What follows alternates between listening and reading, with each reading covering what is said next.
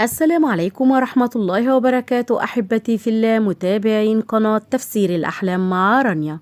هقدم لكم النهاردة تفسير رؤيا الآثار في المنام.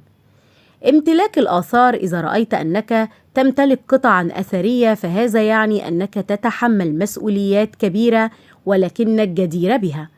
التنقيب عن الآثار: إذا كنت تحفر وتستخرجها فهذا يدل على السعي والاجتهاد للوصول لهدف صعب وبشرى بالوصول إليه قريبا.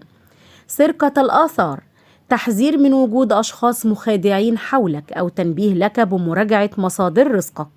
الآثار الذهبية ترمز إلى الغنى الشديد والجاه، ولكنها قد تحمل تحذيرا من الغرور أو الزينة الزائلة إذا كان الرائي يفتخر بها بشكل مبالغ فيه.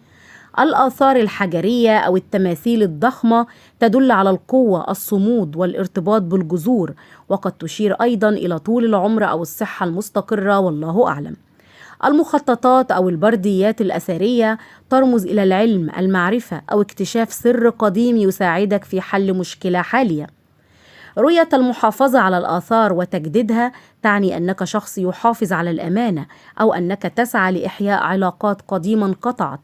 بيع الآثار في المنام قد يكون رؤية غير محمودة أحيانا، حيث تشير إلى التخلي عن مبادئ أو التفريط في إرث عائلي أو مادي مقابل مكاسب زائلة.